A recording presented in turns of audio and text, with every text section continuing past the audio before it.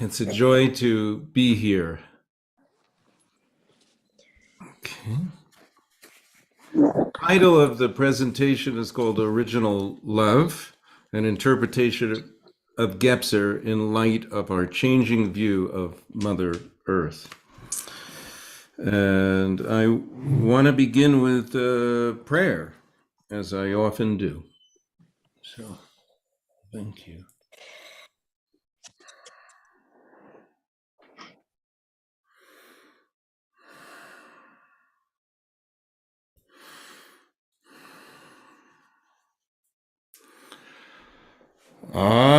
Beloved Creator, thank you. Thank you for this gathering of these like-minded souls brought forth because we have a shared interest in a philosopher, Jean Gebser. And we want to first begin by thanking Gebser for his life, thanking him for his vision that's brought us together.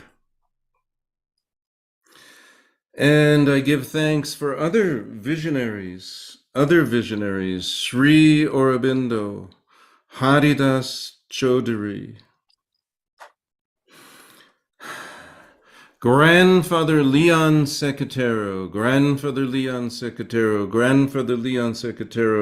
sweetest soul I ever met. Dan Moonhawk Alford. Tobis Anaquit Canoe, Paula Gunn Allen.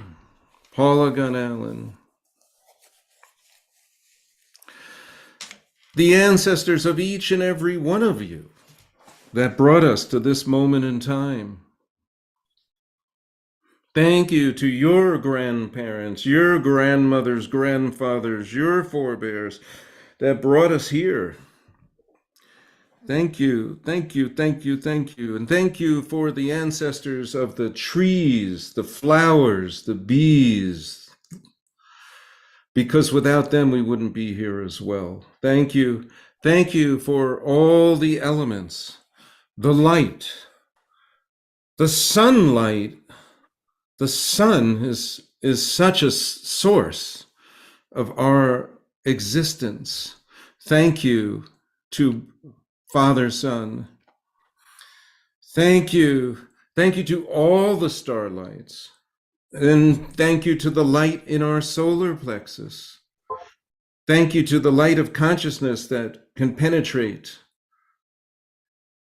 Thank you to the breathing aware air. Thank you to the trees and the phytoplankton that give out the breath of life, that we, the mammals, return to them in a sacred circle. Thank you for the air that has so many names: prana, pneuma, ruach, spiritus, the living, breathing air that interconnects us, the air that we couldn't exist without. Thank you for that air. And thank you for the waters in outer space, the waters in the clouds, the waters under the earth, the waters in the rivers, streams, lakes, and oceans. Those waters are in communication. Thank you for being in communication. Thank you for your balancing. Thank you for your knowing what to do. Thank you for the waters within our own heart that beat with the heartbeat of nature. Thank you for the water in our own heart and our own arteries, veins, and capillaries that mirror the rivers, streams, brooks. Thank you for that interconnection. And thank you, Pachamama, Mother Earth, that we're born from, that we return to. Thank you for every critter that shares this earth. Thank you for the earthworm named after her mother. Thank you for the earthworm that feels through vibration, doesn't have eyes, doesn't have ears, but still knows. Thank you, earthworm, for your knowledge. And thank you for the invisible ones, the bacteria, the viruses, the nematode worms, all the living soil. Thank you for that soil. Thank you for that darkness, that fertile darkness that gives birth to life. We're all born in darkness, and we all grow toward the light. Thank you. We are like the plant world. Thank you for the plant world. Thank you for that nutrition. Thank you for your vision, the way that you see the world, plant world. Thank you. Thank you for all the flying ones, the birds, the ones that speak in the morning. We think of it as song. They're probably speaking, but thank you for those songbirds. Thank you for the eagles and hawks that give us greater vision. Thank you for them. Thank you for the vultures too. The vultures that teach us that's a lot about endings and beginnings. Thank you. Thank you. Thank you. Thank you. Thank you for the bear. This is the time of year where the bear is very present, feeding, but soon the bear will go into his den in hibernation. And thank you for the wisdom that we can learn from the bear. Thank you for the wisdom we learn from the fox, bobcat. Around here, wild horses. Thank you, wild horses. Thank you for coming so often. Thank you for all this blessing. We're gathered here for a conference that looks at the future within us. And beloved Creator, we ask for your guidance in allowing that future to unfold in beauty, to unfold patiently, to unfold as Mother Earth intends for it to do, and for us, two-leggeds, to learn to be in the same rhythm as that unfolding. Thank you, Creator. If we can do that, we'll be okay. Aho, mitaki yase.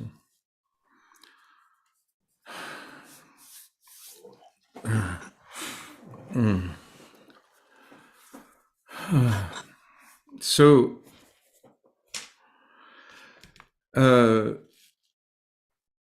what does love have to do with Gebser's unfolding structures of consciousness? It's my belief that it has everything to do with it. Everything. But to think about that, you have to reframe love. You have to reframe love as an energy, a force in nature, not just an emotion. You know, love has many names. You know, you could call it the Tao, or Christ consciousness, Buddha nature, Purusha. One thing that love does is love connects. Love dissolves difference. Love brings unity. And I want you to invite you to close your eyes now. Close your eyes and imagine floating in a warm pool without a care in the world, being fed without moving a muscle. An endless supply of liquid nutrients just comes. Where it comes from, you do not know. There is no struggle, no need to hunt or forage. Nourishment is everywhere. Your eyes are not yet open, but you feel deep, abiding peace. More than peace, love, original love. There's love within you, surrounding you, enfolding you. Warm love, sweet love, pure love. All is love. All is interconnected. All is whole. There is no other. There is no mother, at least not one you recognize, because there is no separation. There is only oneness, an undivided, complete oneness. This is not only a human uterine experience I am describing. This is how it was for all the earliest organisms on Earth. Mother Earth was once a fluid welling mass, a primordial blend of living microscopic creatures. These tiny organisms had consciousness, but it was a consciousness tied to a greater whole. They were cells within a planetary body. Their individual simplicity belied a greater complexity. A grand unit of vision had brought them forth, a larger vision not only for Earth, but for the cosmos, for Earth is not only a mother. She is nested in a family of relationships with other planets, the sun, the galaxy, and beyond. At the edge of the Milky Way is a black hole. This is the womb of our galaxy. A galaxy is a coherent whole, but it is not the whole of creation. Our galaxy is nested in a family of other galaxies. Spirals within spirals within spirals within spirals, stretching far beyond where human instruments can track, even beyond the limits of the imagination. Where it ends, if it ends, is unknowable. It is a great mystery, yet to unfold. In light of all this immensity, the human seems so insignificant. Are we a passing fancy of creation, a late arrival soon to be forgotten? Yes and no. The human form is new, but the human spirit, the spark of what we were to become, was there at the beginning. This is not only true of the human. The seed of all living things, not yet in physical form, was there. This is the way it has always been and still is. Essence precedes form. Humanity is a spark from Creator on a return trip there too. Before we took physical form, the human was a spirit being, a holy one. This is why we yearn to return to spirit, why we feel a longing in our breasts to come home. Every one of us, deep in our cellular memory, feels this pull. Somewhere inside of us, we know we are more than our physical bodies. We sense there is something more. Our desire to go beyond the physical is real. It is not fanciful. It is not false. It is our soul's unerring calling drawing us back home. Most of us have to die to realize this. But we can come home while we are still alive. The human embryo retains the memory of all that went before. That is why we are born in a watery womb and progress through stages of evolution from tiny speck to tadpole fish, and lastly mammal. The uterine experience recreates the arc of evolution with each and every child that is born. It teaches us that we have been here all along, connected with and co-emerging with all creatures across time. This is why all other beings are our relations. This is the most important lesson we can learn.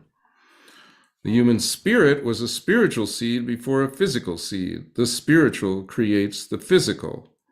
A spiritual seed preceded the acorn, which is why the acorn holds the blueprint for the yolk. The same is true for us. Our spirit knew what we would become before we took shape.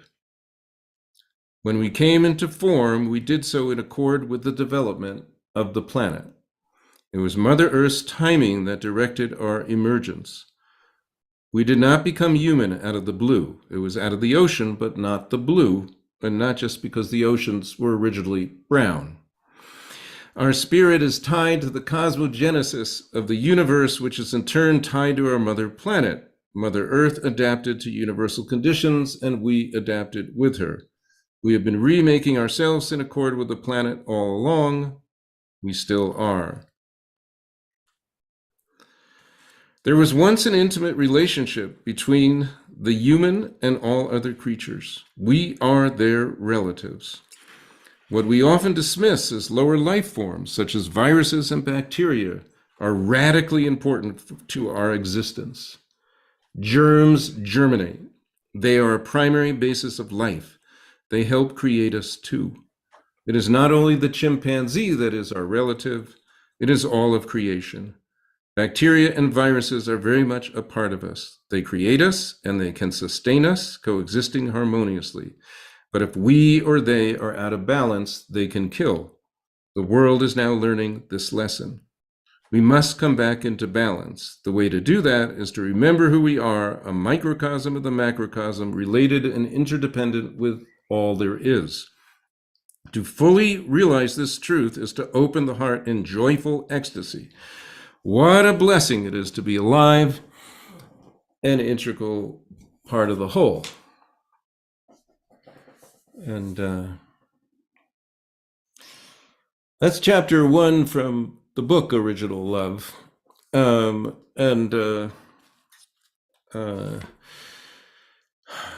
That, in a way, and probably whatever I said in prayer, probably already is the entire message that I am imparting. But I will, as they say in academe, unpack it a little more. And for that, I'm going to ask you to go to your. Do I have a share screen, John? Lisa is the Yeah, screen. you do. Lisa's the screen meister. Okay. Yeah. Okay. For that, I'm going to go to.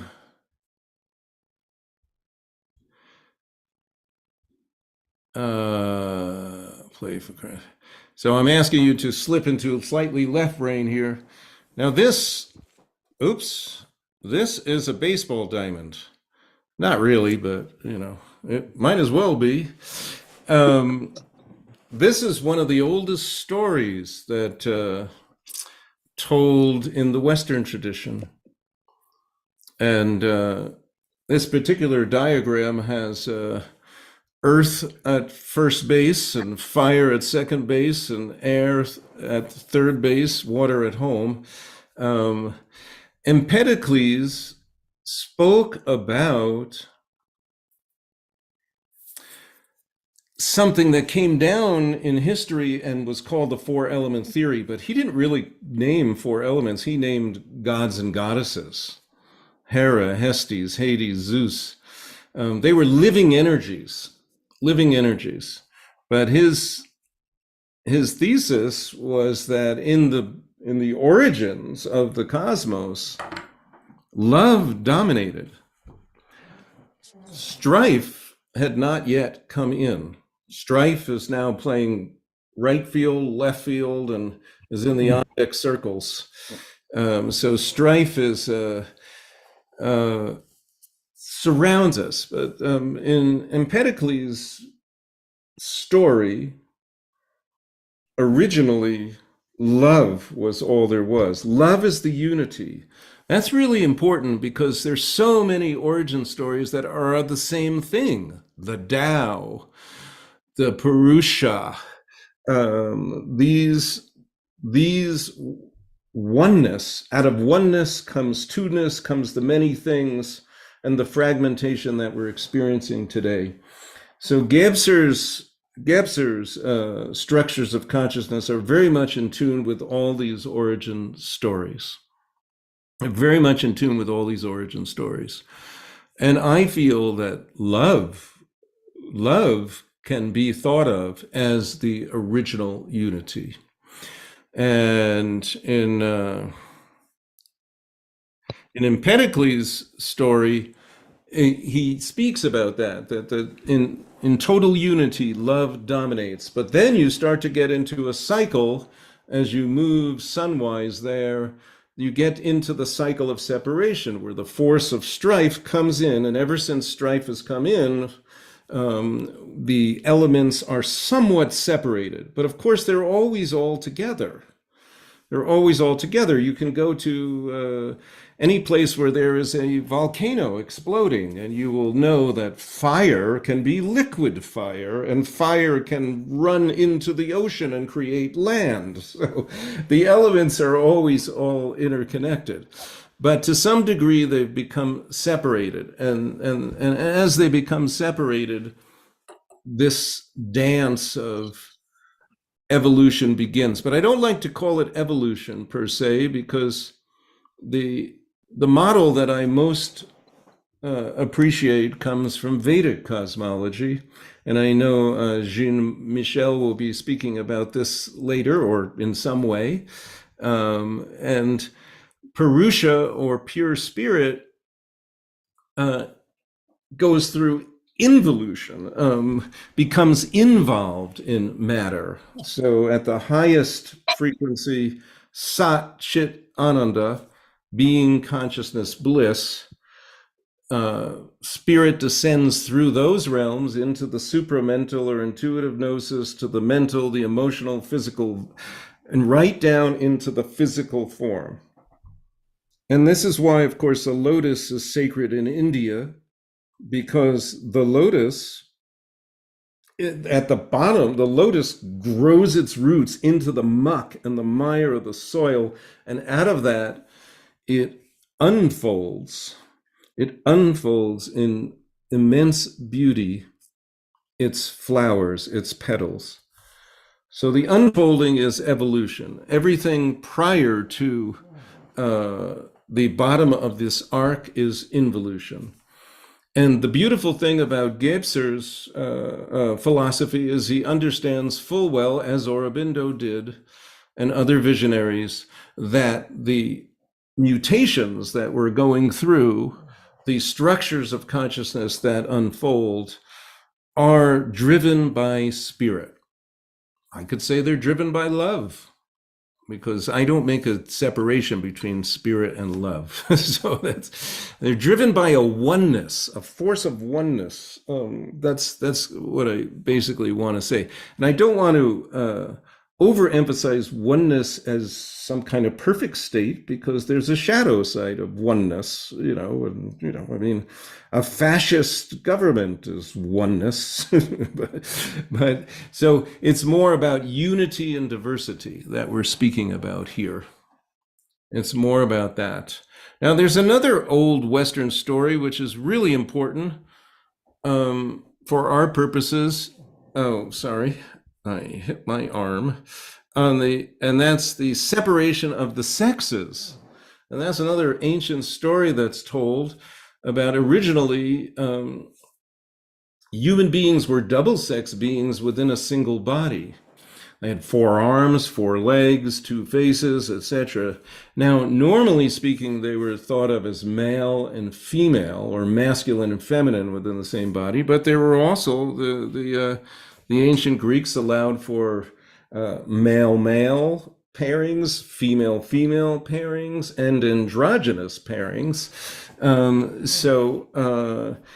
But the idea was, and this story to me holds a lot of water, actually. It's not something that I just think of as a story. I think there's something to it.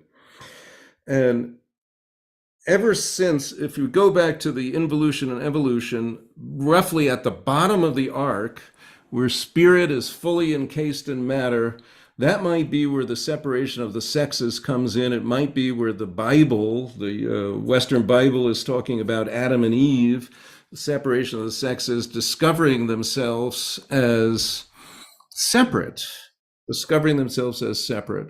And then they begin to evolve. But we're always yearning to return to the spirit where we started, and that's what's driving the process. And for a long time, we're still very interconnected with the source. We're very interconnected with the source. Now, I'm going to stop sharing for now.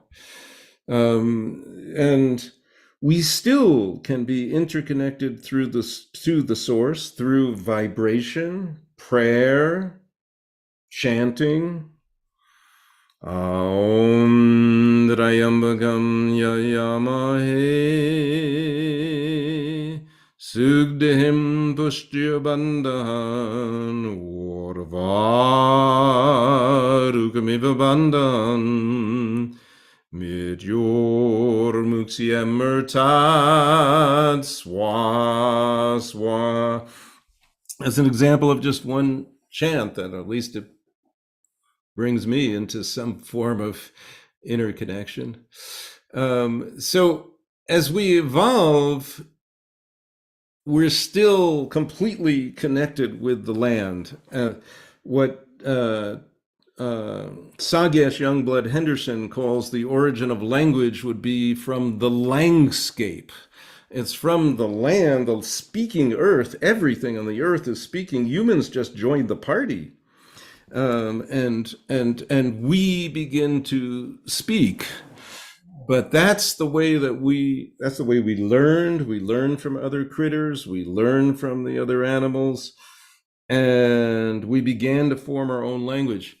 All of this is very good, and it's very beautiful when we are, even the formation of rational thought is a beautiful thing.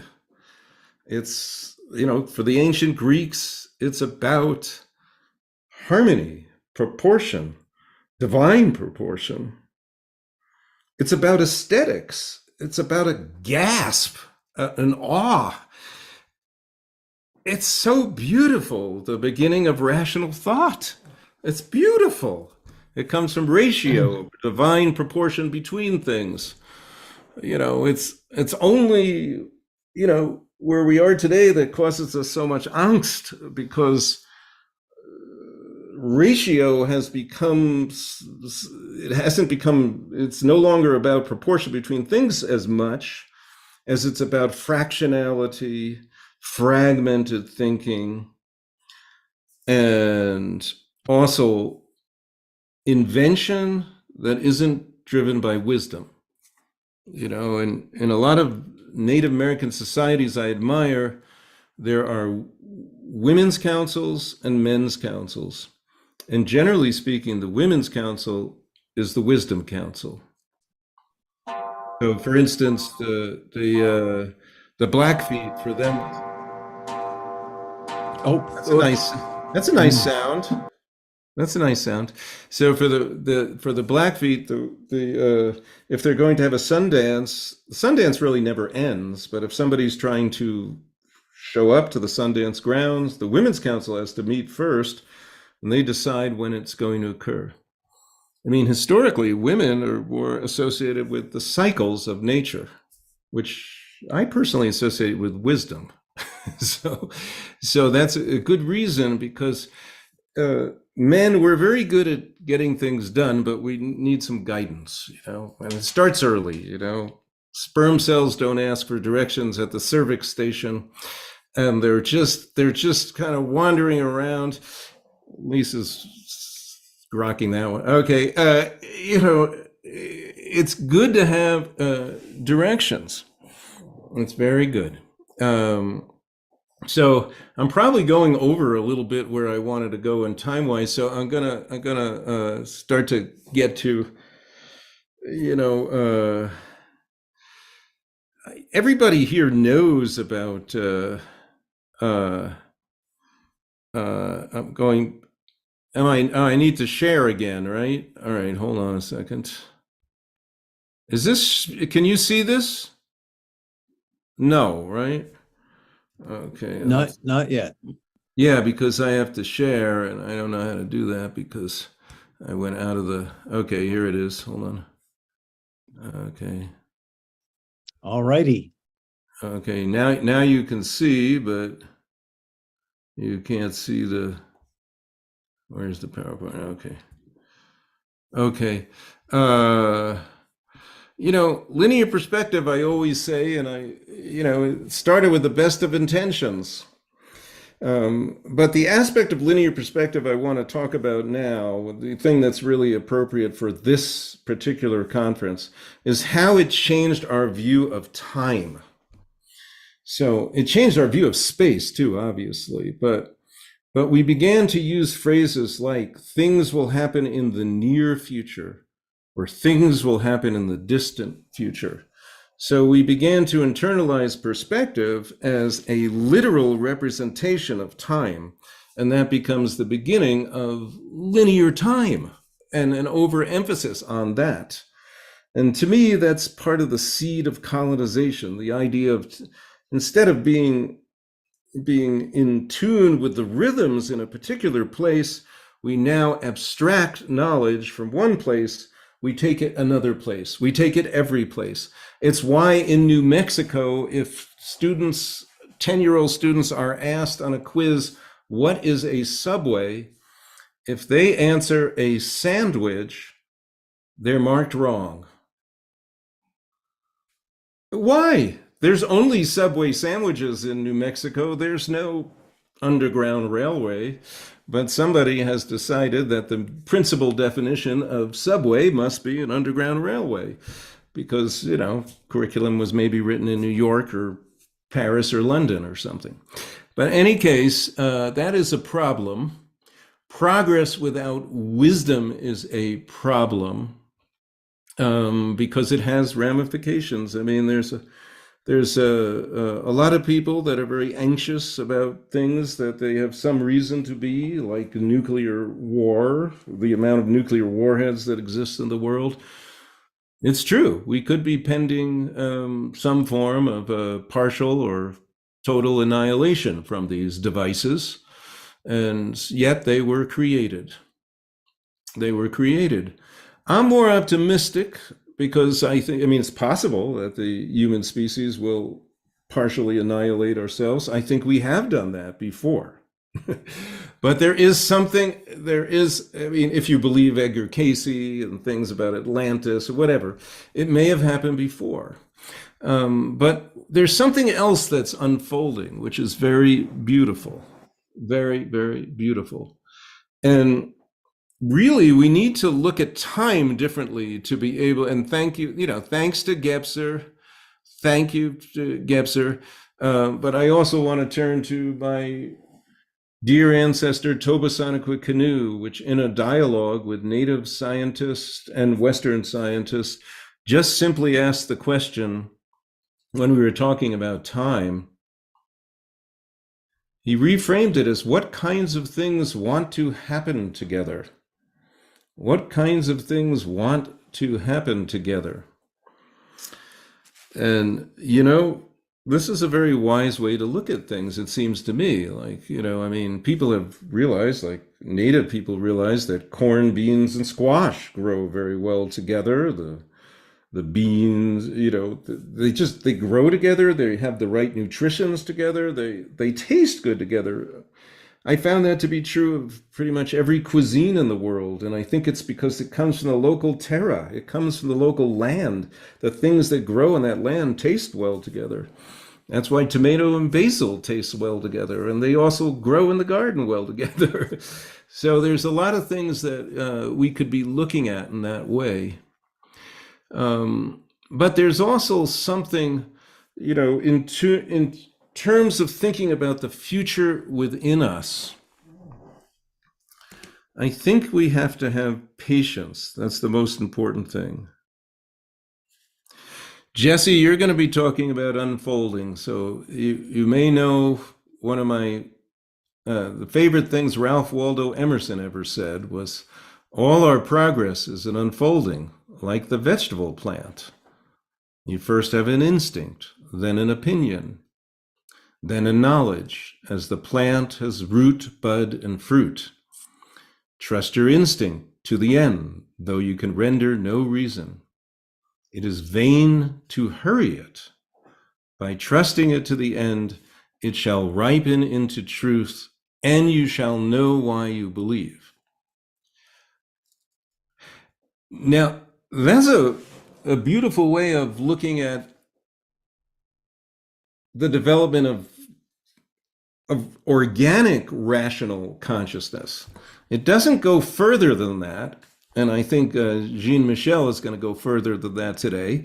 And there is something further than that. There's something that's unfolding further than that.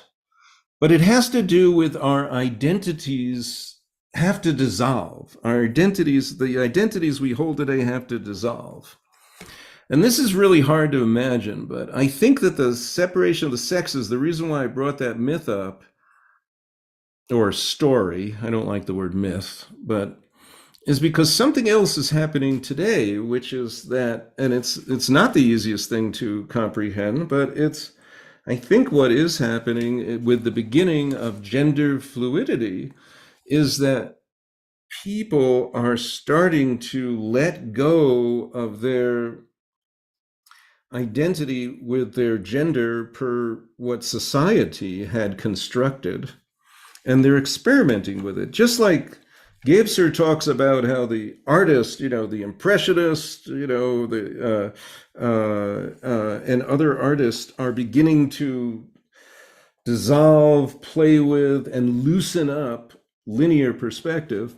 There's something happening with our sexuality, and I think actually we can turn to some very wise people like Sri Aurobindo and the Mother. Also, Mayor Baba, the guy that said, "Don't worry, be happy," which I now the Hopi say, "Don't worry, be Hopi," but But anyway, these wise ones foresaw a time when the future human, would begin to let go of their identity to their physical body. Now, that doesn't mean, or it shouldn't mean, I don't think, that we become unaware of the physical reality of our bodies. But it means, I think, that we expand our awareness so that we realize that the only reason we are alive is because of the sun. The only reason we're alive is because we're breathing in the air that the trees and the phytoplankton are giving out. We kind of let go of this separate physical body and the separate gender identity, and something else is happening where we're going to become this future human that's non-gendered. I mean, it's hard to imagine in some ways, because we've had thousands of years of literature about this, the current state we're in. In fact, pretty much all the literature is about that. But I think something else is happening. Something actually very beautiful, something absolutely necessary, because if we do not remember our connection to Mother Earth, then we will possibly destroy ourselves along with the species we're already destroying.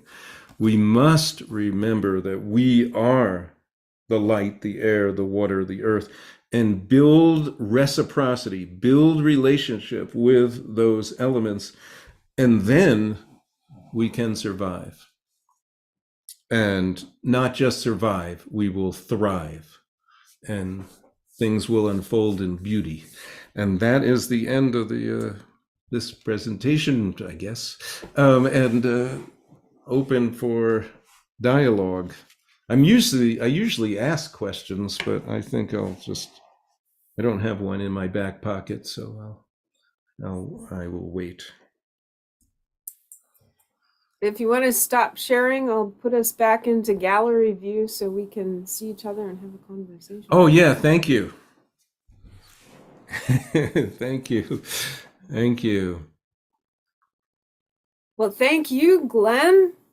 My God, that was amazing. Oh, you're welcome. Thank you, Glenn. I just want to make a comment.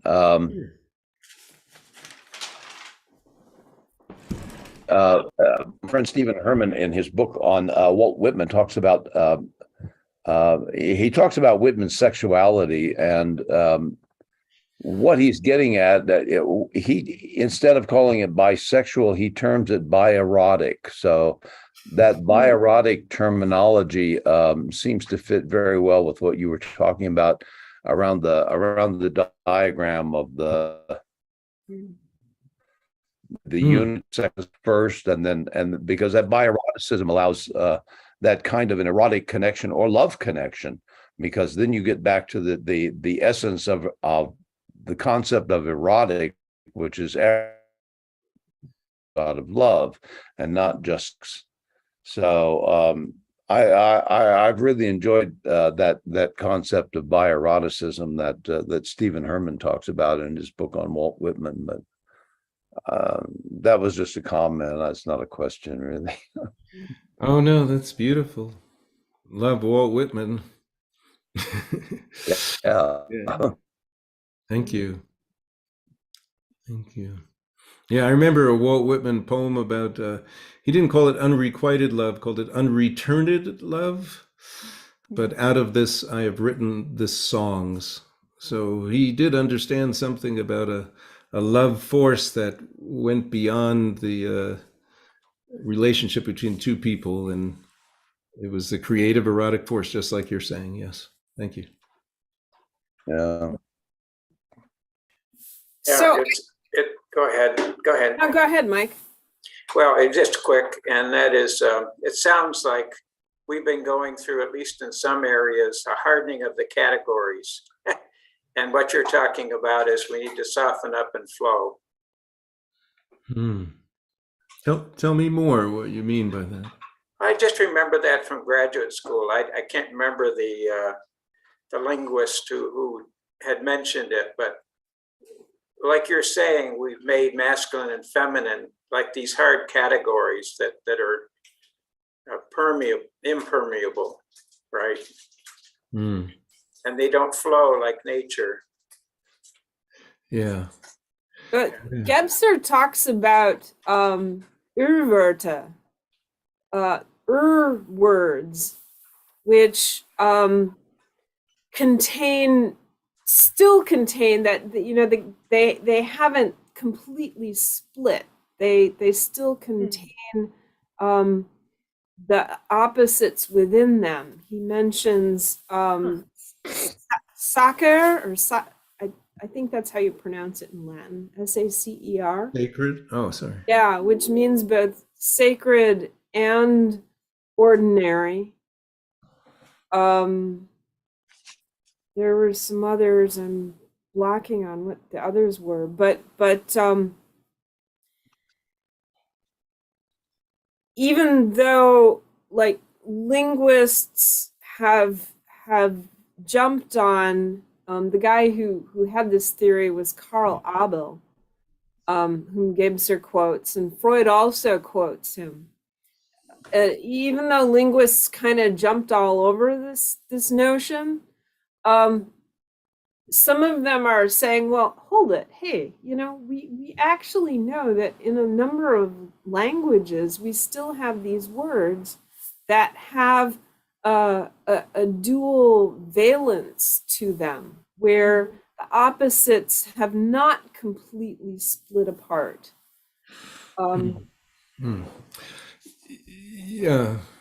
Yeah. Or there's also the ancient notion from Heraclitus of enantiodromia, and Leon Secatero said the same thing. I don't think he had read Heraclitus, but he would say that in time a positive becomes a negative and a negative becomes a positive. So it's a lot about being patient, but maybe that's not exactly where you're going, Lisa. You're going to... Oh, I was just picking up on Mike's comment about the fluidity of categories.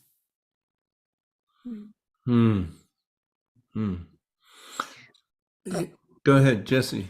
No, I was just a quick comment. You know, as you were speaking and talking about the gender fluidity, you know, it really does seem in keeping with moving toward a non-dualistic integral way of being. You know, so in that way, it seems like a very natural and appropriate progression. And so then it's you know, it's like I don't know, but because of how my orientation is, but you know, I'm just imagining, which it is, I think for anyone, it's like you know, when you're with someone else, you sort of notice what shows up in the moment, and if there is any eroticism there, and if there is any attraction, and so it's not, again, as Mike is saying, it's not these ironclad categories. It's like, well, what's moving through me if I'm being present in the moment and just being true and authentic, like what's happening, like what is this relationship?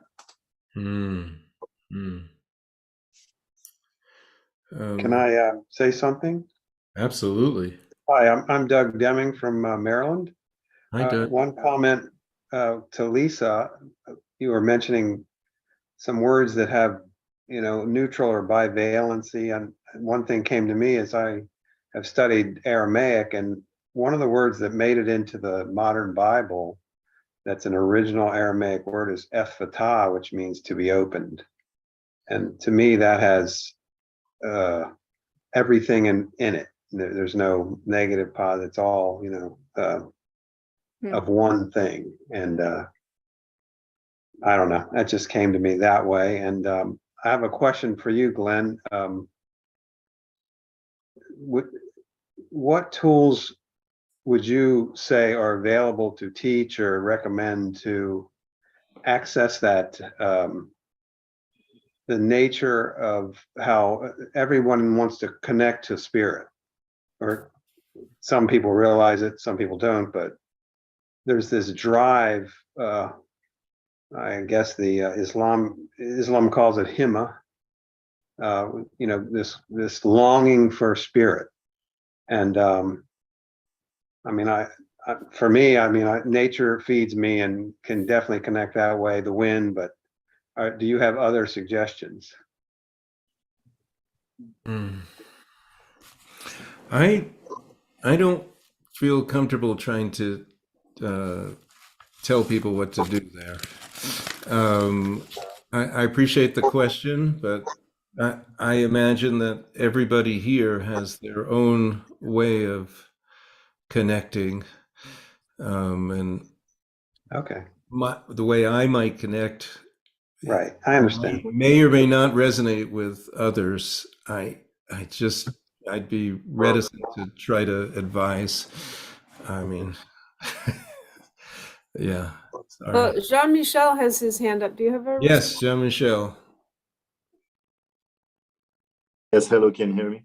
Yes. So I'm going to try to share something that for me is so connected to everything that you said. Here in Brazil, because it's from here, we have our tool that became somehow popularized worldwide. That means we go to the forest and we take the cure from the forest. We drink ayahuasca together. And I don't know, it's such a responsibility to talk about the love that we can receive from nature directly through this, if we do it in the right way, of course. And what I feel is that it changes our sexuality in the sense that with the ayahuasca, it's like, for me, ayahuasca is like making love with the entire nature, not with one person in particular, but it's like merging into the consciousness of the plant. Like, I feel that this plant is in a state of love and ecstasy. And if we are open to it, we can see that the entire nature is in this state of love. And we merge, like our sexuality, each cell becomes sexual in the sense of merging with this state of love that nature partakes. And so I don't know if this is a tool, but I'm just sharing one of my experiences in Brazil. Thank you for that. I had a most unusual experience with ayahuasca, Jean Michel, which I just tell you very briefly once. I've never actually taken the physical 3 plants substance, but I was once in close proximity with an ayahuasquero in a conference in San Rafael, California, and he was in the very next door. And I was supposed to give a presentation in the morning.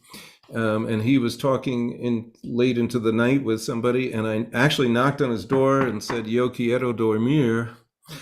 And then the most interesting thing happened, which is that, I didn't sleep after that because he must have sent me some loving energy, but he was steeped in ayahuasca. I was pinned to the bed and went on an ayahuasca experience for the next 6-7 hours. And it was a wonderful experience. And I didn't sleep at all. I got up and gave my presentation. My heart felt very open. So just like you said, it's, yeah. After, I don't know if Doug is still on the call. He asked a question of me. I guess I do think that gratitude for radical interconnection will always bring about love. If that makes sense. I mean, it's just sometimes we experience it directly through the plant wisdom because we feel, I guess we're feeling into the essence of who we are. We're a lot like the plants. I mean, I think I probably prayed that way, that we grow from darkness to the light. We are all born in darkness and grow toward the light. Yeah, there's something about that is pretty important, I think. We're everything. We're all interconnected. And that's incredibly beautiful. It's beautiful. There's something else that comes through my mind, is something Jeffrey Mishlove, my friend, who's the only person with a PhD in parapsychology, the paranormal, from an accredited university in the world. And Jeffrey happens to live in Albuquerque now. When he did studies of people who've had near-death experiences, they all report tremendous love, just like you're talking about, Jean Michel, the love of the radical interconnection with all there is. I think that's where we come from before we are born, and it's where we're going to. And it's only in this body that confuses us to imagine that we're separate, because the body has certain needs and certain pleasures, certain joys, and it can hoodwink us into thinking that's what it is, that's all there is, or that it's more important than we think it is. But we came from, I believe this, that when a child is born, they're not a blank slate. They're coming in with some wisdom, and we're going back to that larger field. And that is, I feel that's important somehow, because if it's like the Buddhists say, die before you die. So we have to imagine being in that larger field now, and then we'll live better. Actually, we'll live a little more happily, and we'll live a little more in tune, and our death will actually be more seamless. It seems to me. Michael, I'd like to ask you or John a question, because you guys I consider my real mentors into deep Gebser.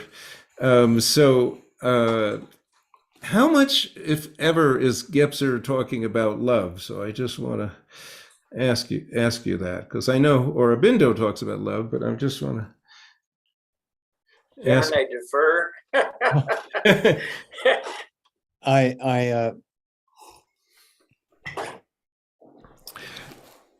Points of departure. Gebser speaks of points of departure, and there are infinite points of departure, such as the many points in your presentation and in all the presentations, and how we walk through the relationship of all our presentations, the relatedness. Gebser, I think, to connect most directly, I commend the essay "The Invisible Origin." I still am wishing we had a more advanced translation of that, but we have what we have. The Invisible Origin. I'm happy to send that to anybody. But I would say love is at the very center. Love is at the very center with Gebser. Oh, so, good. I'm glad. Yeah. Okay. We walk through our language structures here, and language always has a this and a that. In some ways, I was led to the end of your statement there to atemporality. I mean, Gebser supplies us with these tools, these language tools. But atemporality, which was sort of where I got to with your final comment. But so I hope I answered your question, but I will go ahead to say, listening to your presentiation, which is a lovely Gebserian term, I'll put it in chat in case anybody, rather than presentation, presentiation, which is what we're experiencing right now. And as each person presents and speaks and sings a song or chants a chant and brings the efficient and deficient as well, but the efficient mental, where we compose logical expressions and phrases and you use our experience, but then as your presentiation led us through the mythic, the magical, and indeed unto the archaic, Gebser can help us with these expressions with his work.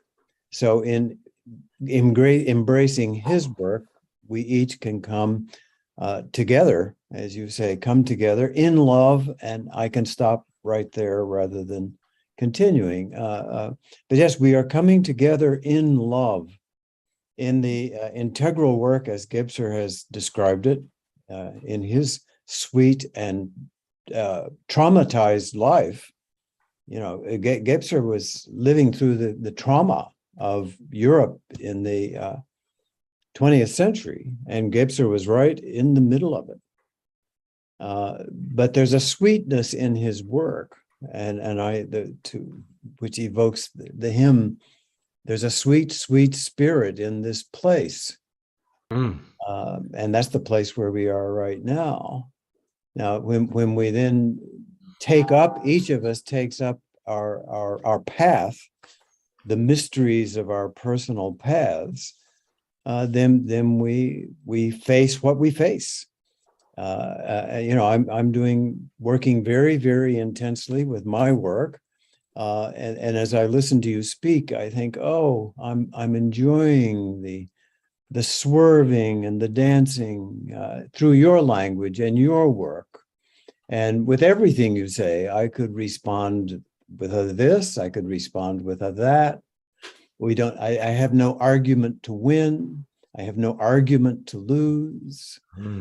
We can discuss freely, and everyone's contribution is welcomed. Everyone's welcome to the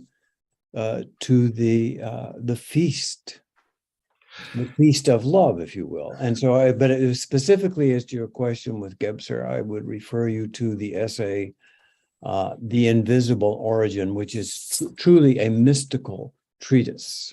Gebser is it's an unqualified mystical expression, I would say. Okay, I better stop. Thank you.